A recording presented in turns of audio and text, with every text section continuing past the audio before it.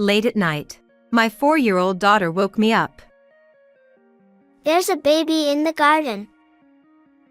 When I went to check, there was indeed an unfamiliar baby crying in our yard.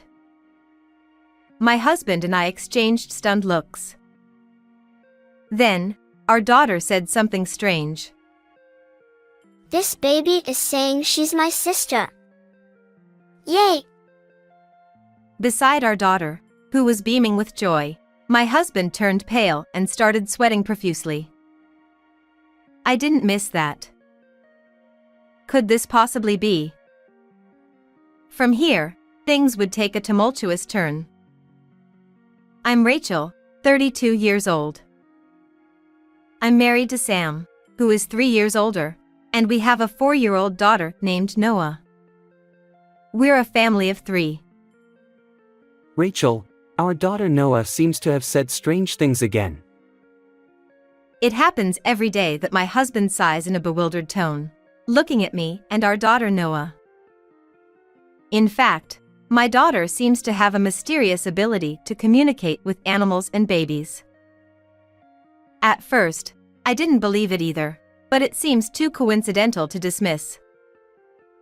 For instance, there was a time when my daughter was murmuring something to the neighbor's dog, and suddenly, she looked up with sparkling eyes. Hey, the bakery is coming soon. The dog says it smells like bread. Noah wants bread.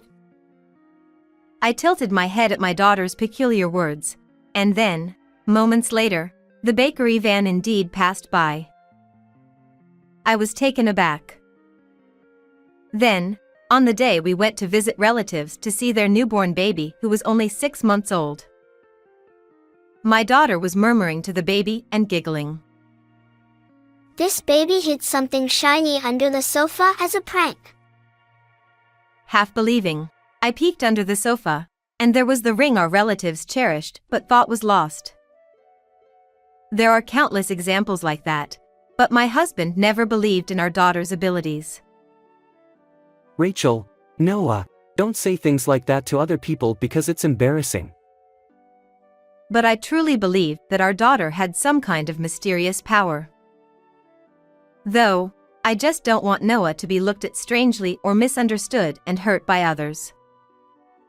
With that in mind, I made a promise not to mention to anyone outside the house that Noah talked to animals or babies. Noah was a well-behaved child and always kept to my request. During this time, my husband, who already had frequent business trips, was away from home about 3 days a week. As a result, I found myself mostly raising our energetic daughter on my own while juggling work. It was honestly quite challenging, but whenever my husband was home, I made an effort to ensure he could relax and unwind. The beginning of the matter was a year ago. One day, out of the blue, $5,000 was withdrawn from our joint account. It was the money we had saved for our daughter's education. I was shocked and I confronted my husband when he returned home from work. Hey, Sam. What did you spend our important money on? When I pressed him for answers, my husband shrugged apologetically and said, Please forgive me. I had an accident during my business trip, and I suddenly needed money. What? So, are you okay? Yeah, but the car got a little damaged, so it's in the repair shop. I think it'll take about 3 days. Indeed, his car is missing from our parking lot. Well, if you are fine, then I guess nothing could be done about it. I just told my husband to put the money back into the joint account later and decided not to blame him further. However, from that day on, his behavior gradually became more and more strange. One day he would say, there was trouble at work, and another day he would say he lent money to a friend who's in financial trouble, constantly finding reasons to borrow money from me. Please, I swear I'll pay you back next month. In the end, I believed him and continued to hand over $500 from my own wallet to him every month. However, with each passing day, my dissatisfaction with him only grew. There's no sign of you giving me money back at all. How long am I supposed to wait? I'll pay you back on next month's payday. I heard that same promise last month, though. It felt like I was being brushed off, and I couldn't help but let out a deep sigh. Despite lending him money separately from our monthly allowance, my husband always complains about not having enough money. I can't lend you any more. First, you need to pay back the $5,000 you withdrew from the account. That's exactly why I'm in a tight spot right now. If I can't borrow from you, I'll have to borrow from a consumer finance company. Wait, are you kidding me? I was told like this, unable to refuse. I reluctantly had to take out money from my own wallet again. This is getting really suspicious. There's no way there are work troubles every month, or that friends keep needing money. The distrust towards my husband gradually grew stronger, and I sometimes felt stomach pains from stress. One late night, during those days of hardship. Mom, wake up. There's a baby in the garden. No way, Noah. You must be dreaming. I tried to go back to sleep, but my daughter persistently shook me. What's going on? Stop making noise. My husband, who had been peacefully sleeping, grumpily scolded Noah, but then we clearly heard the sound of a baby crying. Wha? No way. Could it be a neighbor's baby? I'm telling you, there's a baby in the garden. We have to go quickly. With that, our daughter dashed out of the bedroom. As my husband and I followed her, she headed towards the balcony overlooking the garden.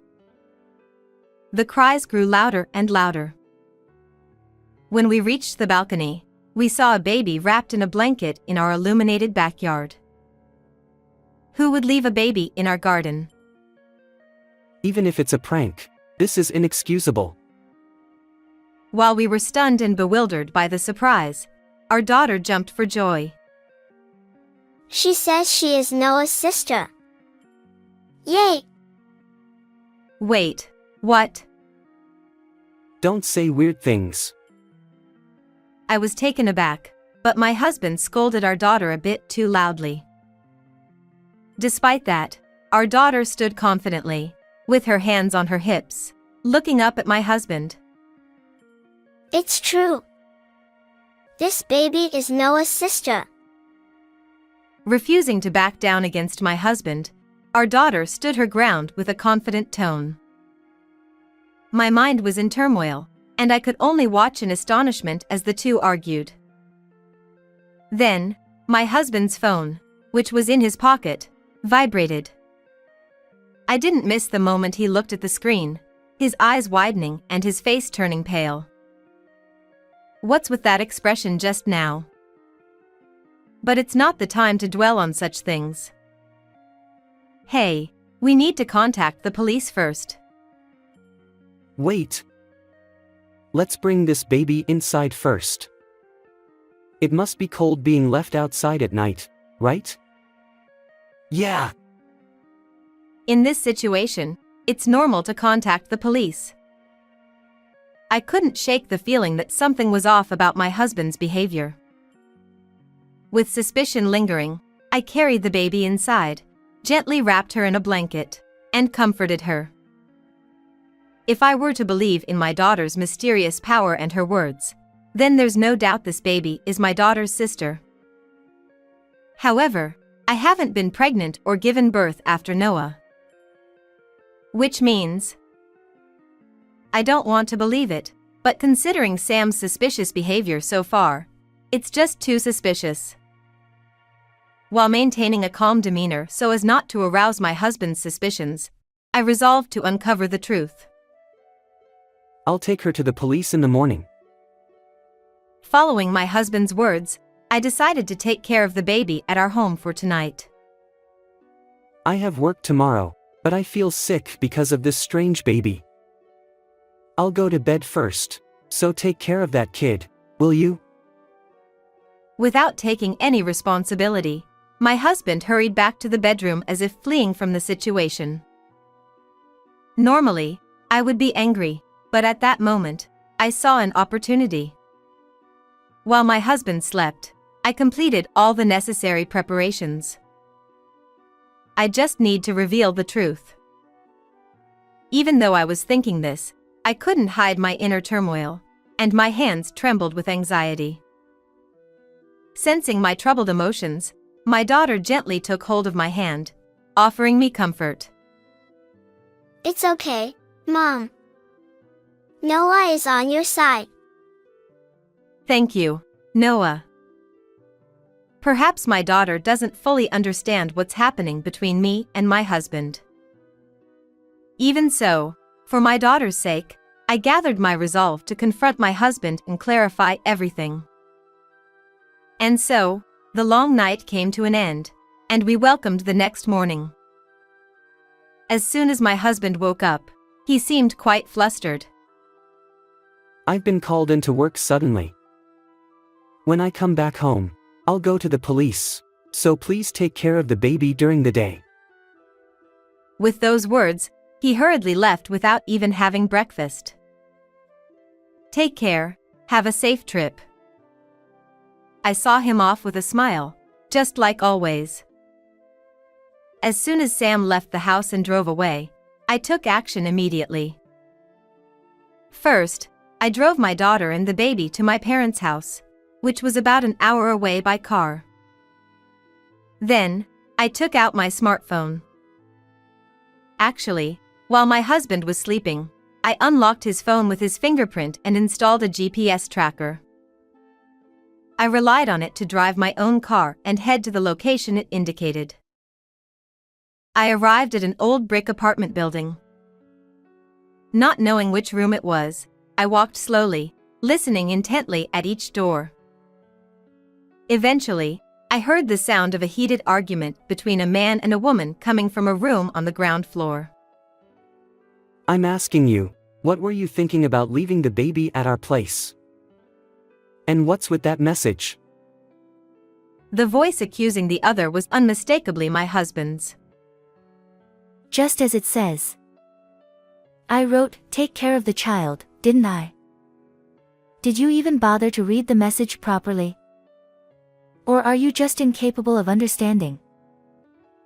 The woman's voice retorting against my husband was shrill, echoing all the way to the outside of the entrance. I listened for a while, but their argument showed no signs of ending anytime soon. I'm sure this is the place. With that certainty, I grabbed the doorknob of the room where the voices of the argument were coming from. The door swung open forcefully, as it seemed to be unlocked. Inside, my husband looked startled as he saw me. Rachel, what are you doing here? Hello, Monica, thank you always for taking care of my husband. I politely greeted the mistress, ignoring my flustered husband, and closed the front door. Monica seemed quite shaken by my sudden appearance. How do you know my name? I won't say who, but I heard about you too from some little girl. Using the mysterious power my daughter Noah possessed, I had managed to gather some information from the baby about the situation. Apparently, my husband Sam met you, Monica, at the bar where you worked and where he entertained his business clients, and you got close and had a child together? Why the hell do you know about that? Did you hire a detective or something? I can't believe this. While my husband was clearly flustered, the mistress, on the other hand, seemed composed, almost brazen. Sam, all the money you've been taking from me, it was for the baby's birth expenses and child support, wasn't it? Well, Not only that, but you're living with Monica, aren't you? There were sandals and shoes in the entrance, which seemed to belong to my husband. As I went to pick them up, Sam quickly snatched them from me. Your suspicious behavior is the biggest evidence, Sam. As I glared at him, my husband trembled and turned pale. Sam had been using the $5,000 he withdrew from our savings for Monica's childbirth expenses, including hospitalization and the cesarean section surgery. Additionally, he had been paying her $500 a month as child support. On top of that, he had been lying about business trips and spending 3 days a week at his mistress's house. I had been thoroughly deceived all this time. When I said it, my husband was shocked, as if wondering how I knew, and he stood there with his mouth half open. So, about the truth behind this baby, I know it's caused by the fact Monica has engaged to the CEO of a venture company, right? Huh. You left the baby at our place because she was getting in the way, didn't you? After leaving the baby on our doorstep late at night, she sent a message to my husband. I saw that message with my own eyes when he unlocked his phone. He probably never expected that I knew all this. My husband's expression was startled, and he instinctively reached for the pocket where he had his phone. The reason you desperately tried to stop me from contacting the police was because of that, right? You. How much do you know? Sweat started to bead on my husband's forehead, looking like a frog stared down by a snake. Amidst this, the mistress began glancing at her watch repeatedly. Hey, could you take your marital disputes elsewhere? It's almost time for my date, so could you two just leave now? Well, you're talking as if it's none of your business. After getting involved with someone else's husband, do you really think you won't face any consequences? It's not like that. I was just having fun with Sam. I thought it was a mistake when I got pregnant, but now that I'm going to be the wife of a CEO, I'll just reset everything. My husband seemed shocked by Monica's selfish remarks and was left speechless. There's no way I'll accept that. What were you thinking, dumping the baby onto me like that? Shut up. Besides, it's your fault for getting me pregnant in the first place. Come on, hurry up and put on your shoes. Monica continued to push my husband without any hesitation. You are the father, so he should take responsibility and raise the child. Your daughter at home will be happy to have a little sister, won't she? As a parent with a daughter of my own, I couldn't forgive such remarks, and I found myself clenching my fists tightly. At that moment, I considered slapping this woman, but then I heard the sound of a car engine. I opened the door and looked out onto the road, where a luxury car was approaching the apartment. The car pulled up right next to the apartment. Monica, I came to pick you up since you didn't show up at our meeting spot. A man said as he stepped out of the car. Oh no, you're already here. Judging by the mistress's panicked reaction, this man must be her new fiancé, the CEO of the venture company. At that moment, I had a brilliant idea. Nice to meet you. Actually, my husband has been taken care of by Monica. I spoke loudly and cheerfully, and the fiancé seemed bewildered. Huh? Oh, really? While Monica tried to stop me in a panic, still trying to put on her shoes, I quickly approached the man. Actually, last night, Monica left a baby born between her and my husband in our backyard. So, that's why I came to hear the situation with my husband. Before Monica, who had rushed over, could cover my mouth, I blurted out the truth. The fiancé was surprised. Huh. I heard Monica was single. He looked at her with suspicion. That's a lie. Everything this woman says is nonsense, so don't believe her. Monica desperately tried to make excuses while sweating profusely, but the CEO of the venture company wanted to hear the details, so I told everything I knew.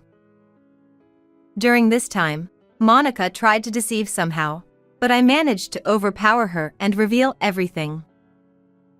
The man then said, What kind of woman are you? and then to Monica, I don't want a liar like you. Don't ever contact me again. he said coldly and got into his car. As the CEO of a venture company, he probably wanted to avoid such scandals. Wait, there's more to this. Please let me explain. Monica tried to cling onto the car, but when I stopped her, her fiancé drove off without even opening the window. No. My bright future as the CEO's wife. With a thud, Monica dropped to her knees and sat down on the spot, realizing what had just happened. Then she quickly looked at Sam. Hey, Sam. I'm sorry. Let's continue to get along well, okay? Let's take back the child from this woman and live happily together as a family of 3. She leaned into her husband's chest, looking up at him with a pleading gaze. What kind of person is she? I didn't steal her baby. She's the one who irresponsibly left the baby in our yard. I was gaping at her sudden change in attitude, and it seemed Sam had had enough of being manipulated by Monica. Furrowing his brow, he glared at her. Enough. I can't deal with you anymore. As he pushed away the mistress who had clung to him, she had a fierce expression like a demon. Huh. I'm saying I'm going back with you. Monica, furious, scratched her husband's face with her nails, sparking a violent fight between them. While I watched in silence for a while, there was no sign of it ending. It takes 2 to tango. I sighed deeply, realizing I didn't want to get any further involved in their fight. I purposely clapped my hands loudly. All right, that's enough. Both of you. Feeling exhausted, I stopped them, being fed up. Anyway, I'll be demanding compensation for the affair from both of you. Sam, plus a divorce settlement. Hold on a second. Don't talk about breaking up. This is not a joke. I don't have any money to pay compensation. Though they initially protested against me, they gradually quieted down under my stern gaze. Rachel, I'm truly, deeply sorry. I'll break up with this woman, so please forgive me. I'm not sulking. Don't you understand? I've just had enough of you. Please, let's talk alone. No, I won't. After all that has happened, there's no way I could forgive them. I showed my unwavering determination with a firm attitude. Ma'am, I'll take care of the baby myself, so could we please skip the compensation? Raising your own child is your responsibility as a parent, isn't it? But I won't listen to any excuses. With anger in my voice, my husband and his mistress finally knelt down and begged for forgiveness. Seeing them like that, I realized that I had completely lost any feelings for my husband. Regret your actions. Pay the compensation even if you have to borrow money.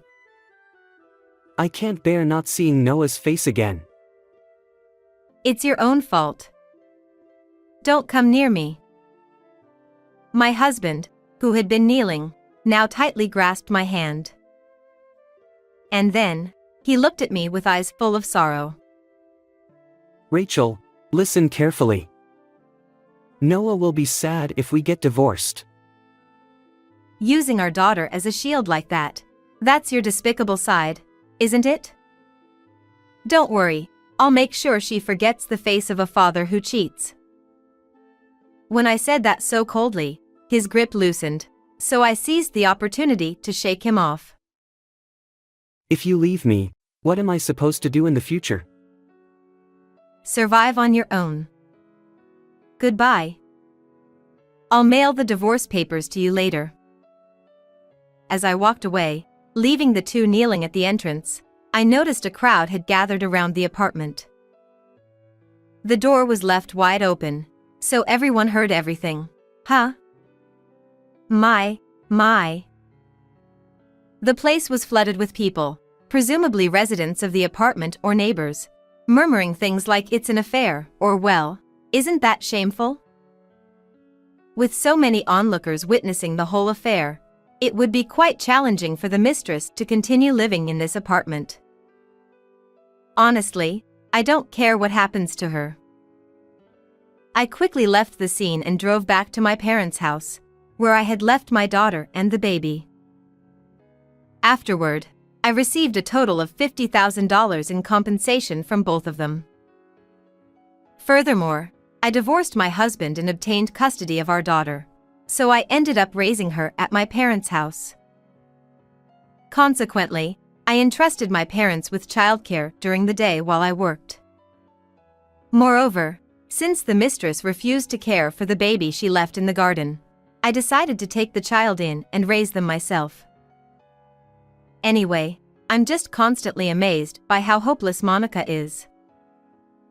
In the end, my husband and Monica, who were in that apartment, couldn't bear the gossip from the neighbors and moved elsewhere. I heard through the grapevine, however, they continued to argue incessantly and soon parted ways, each struggling to repay their debts. I named the baby Lucy. She is growing healthy and strong. My daughter seems very happy to have a little sister. She says she's happy to have a kind mom. I decided in my heart to cherish both of my precious children. You were hiding $200,000. Thanks to that money, I was able to buy a nice house. One day, my mother-in-law secretly bought a house without telling me. Furious, I confided in my husband. Well, just let her do what she wants. Forget about the $200,000. He started taking my mother-in-law's side. I couldn't forgive them for doing this to me. I'd sworn to take revenge on both. My name is Betty. 5 years ago, I married Matt, who worked at the same food company. Our busy work schedules made it hard to find quality time together, but we managed to get along well. However, my relationship with my mother-in-law isn't great. It all started during our marriage introduction at their house. Once you marry Matt, you'll naturally support him and focus on the household, right? I replied, actually, I plan to continue working even after marriage.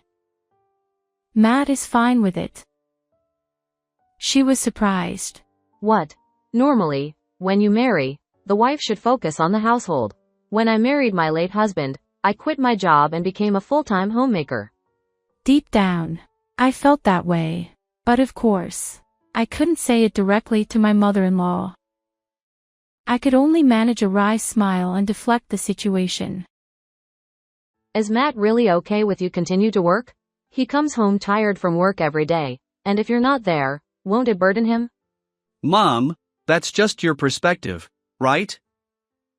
I'm fine with it. Let Betty do what she likes. My husband's defense helped keep my mother-in-law from making more snide remarks, and after that, we left their house without further incident. Thank you today. If you hadn't stood up to your mom, she might have said even more hurtful things. My dad passed away, so she raised me all alone. She must have worried about a lot of things. Don't let it bother you too much. He stands up for me and cares about me. I'm lucky to be married to such a wonderful person. As we headed back to our apartment, I secretly felt happiness inside. After marrying my husband and living harmoniously together for 5 years, one day he approached me with an unexpected request. He wanted us to live with his mother. Hey, considering how often we're both away due to work, what if Mom moved into our apartment? Honestly, I'm not too keen on that idea. I guess it was a sudden strange suggestion. Forget I mentioned it. It was out of blue, and I couldn't easily agree to it. Thankfully, my husband backed down, and I felt relieved that we wouldn't be sharing our living space. About a week after my husband expressed his desire for us to live with his mother, I returned home late one evening. Work had been exhausting, and as I stood at the entrance, contemplating making dinner, I noticed the door was already unlocked. It seemed my husband had come home earlier than usual. Normally, he'd send a message saying he was on his way, but perhaps he forgot this time. Without much thought, I stepped inside. Hello. You're finally back. Oh, were you here? Is Matt home? Matt hasn't returned yet. I have a spare key from him, so I let myself in. What's going on? He gave a spare key to his mother. I never heard anything about that. I stood frozen in surprise as my mother-in-law suddenly appeared before me. She looked at me and said, Instead of standing there, why don't you make dinner? I've been waiting for you to come home. I stammered, haven't you had dinner yet? She replied, No, not yet. It's quite audacious to barge into someone's house and expect to have dinner, I thought. But I couldn't just send her away. All right. I understand. I can only make something simple, though. Is that okay? Wait, did some foodstuff disappear? I don't remember using that much. It seemed like the contents of the refrigerator had decreased since I last checked yesterday. Make something simple and quick. I'm starving. I replied, Please wait a moment. I'll prepare something right away. And so, I hurriedly cooked dinner and served it to my mother-in-law. She took a sip of the soup I had made and said, What is this? It's terrible. Ha! What did she just say? Clearly, she called my soup terrible. Did you not hear me say it's terrible? I wasn't mistaken after all. I heard correctly. You're always working, so no wonder you can only make such bland dishes. Quit your job and focus on your household duties. But Matt says my cooking is delicious, I protested. That's just flattery, obviously. Don't you understand even that? It seemed my mother-in-law still disliked the fact that I continued to work after marriage. For the next hour or so, she continued to make snide remarks. I'll be dropping by more often, so make sure to take care of things at home, she said as she left, seemingly satisfied with venting her frustrations. After that, 30 minutes later, my husband returned home. Hey! Did you give a spare key to your mother? Yeah, I did. Today, she suddenly showed up here, and it was such a surprise. And on top of that, she ate the meal I prepared and had the audacity to say it was terrible. Well, it's not a big deal. Sometimes these things happen. What kind of response was that? She just waltzed in and insulted the food I made. And yet, I was supposed to endure it.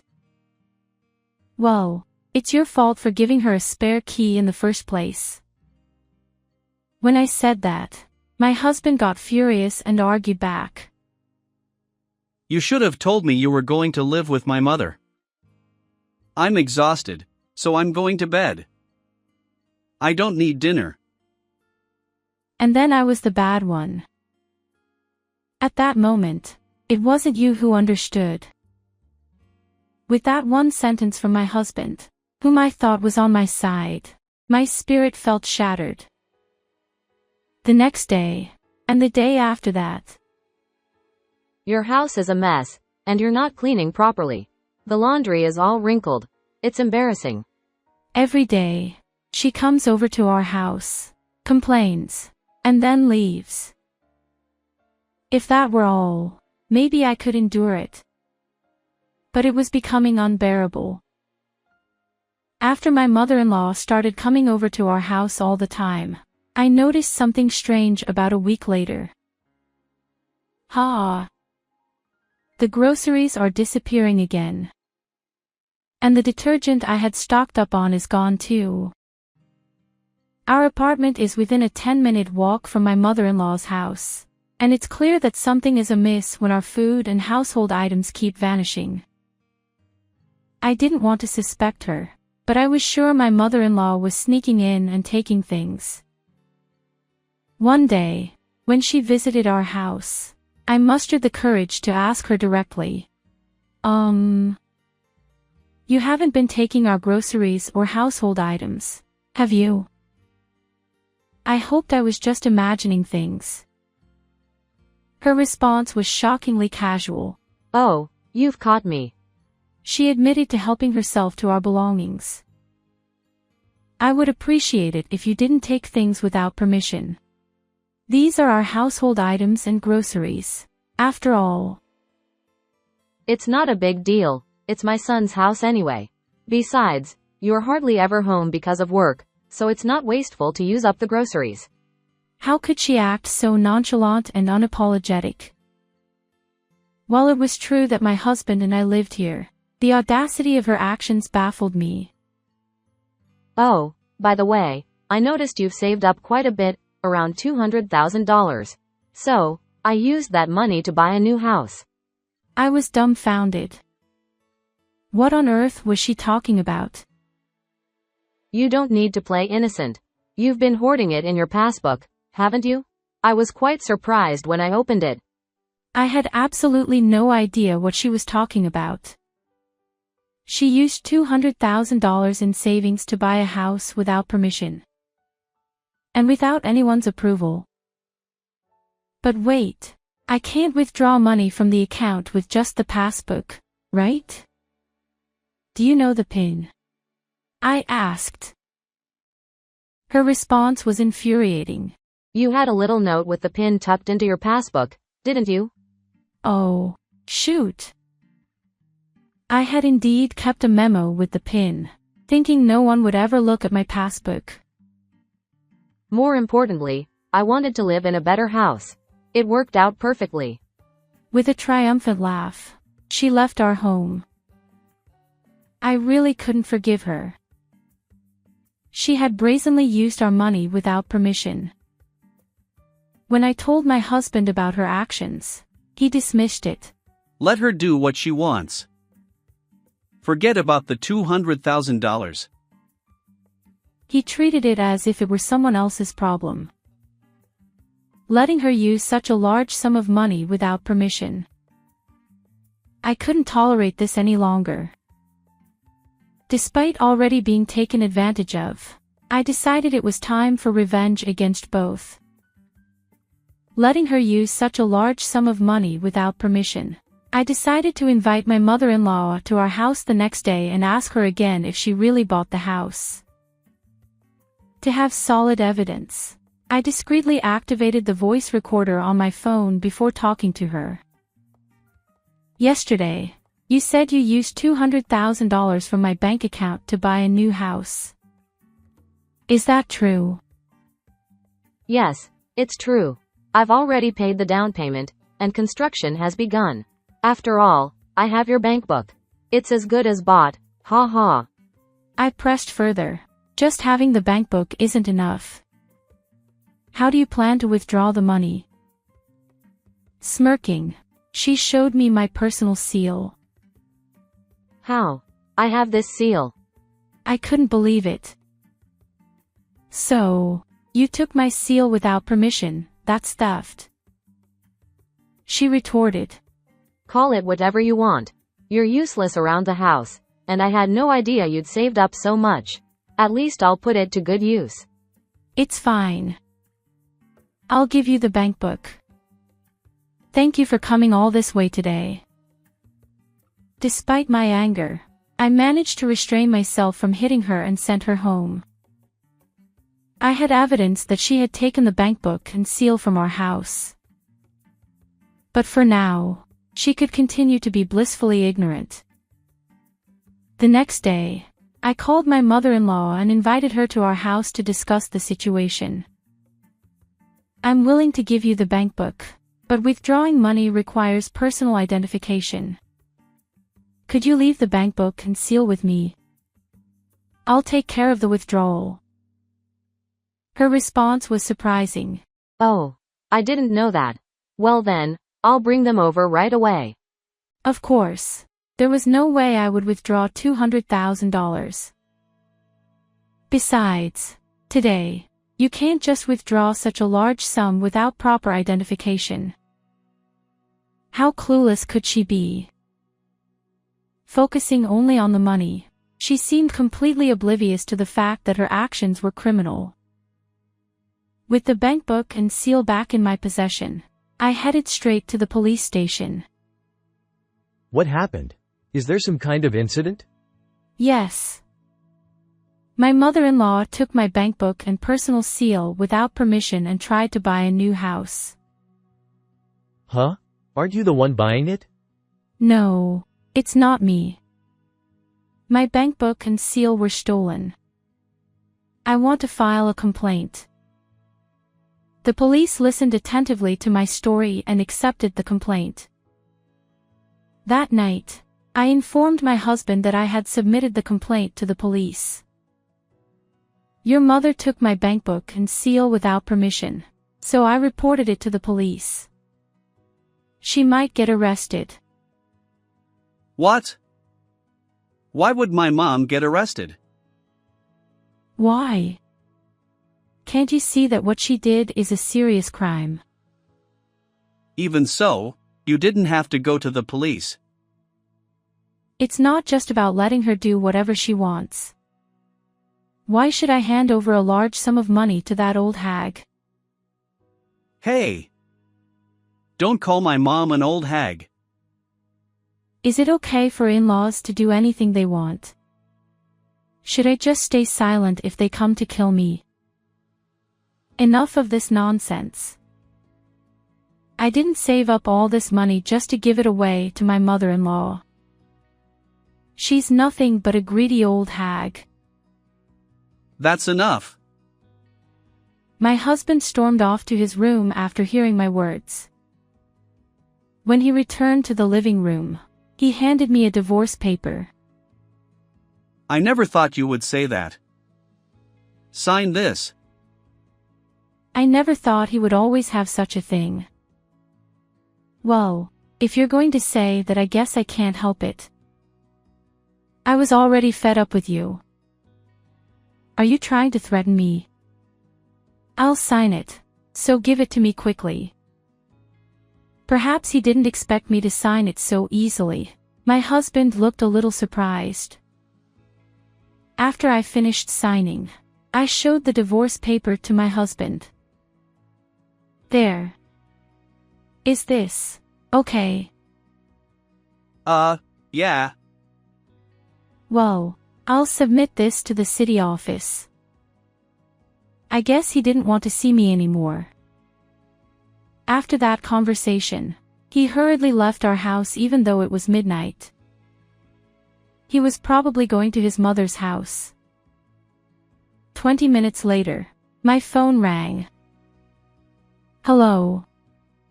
What's the matter? It was my husband calling. I also told my mother that you filed a police report. I replied, yeah, so what? Could you withdraw the complaint? What? Impossible, I retorted. There's no way I'll withdraw it. Repentance. I won't forgive him for such a superficial apology. He'll probably do the same thing again anyway. As I thought that, my husband called again. What's going on? There's nothing to talk about, and I was about to go to bed. But it wasn't my husband on the other end of the line. It was my mother-in-law. She tearfully apologized, but does she really think that's enough to be forgiven? I won't forgive you just because you cried and apologized. And saying you didn't mean any harm. That's easy to say. Taking my bank book is one thing, but even my personal seal. I retorted. But, I wanted a house. I've always lived in apartments until now. Are you seriously trying to use such a trivial reason to take someone else's money? You're a real jerk, I said. Why should I have to give you money for your silly reasons? I couldn't fathom it. Well, why didn't you ask your son? My son doesn't have money. Yes, I know. Even though we both work, I've been managing the household finances, I continued. Then when I saw that there were $200,000 in your bank account, I couldn't help myself. I see. But you understand that this isn't something that can be resolved with a simple apology, right? Reflect on it in prison. That money is what I've worked hard to save even before marrying your son. I can't forgive you just because you had a momentary lapse, I concluded. I tried to hang up the phone after saying that, but my mother-in-law persisted. Wait. I have a favor to ask. You're asking for a favor at a time like this. You've got some nerve. I mentioned that I paid the down payment, didn't I? Yes, you did. What about it? I've already paid $70,000 from my longtime savings as the down payment, and now I can't just stop the construction. So, could you lend me $200,000? I promise I'll pay it back. How delusional are you? There's no way I'll lend you money. Not only did you take my bank book, but you also stole groceries and daily necessities. I don't believe someone like that will repay me.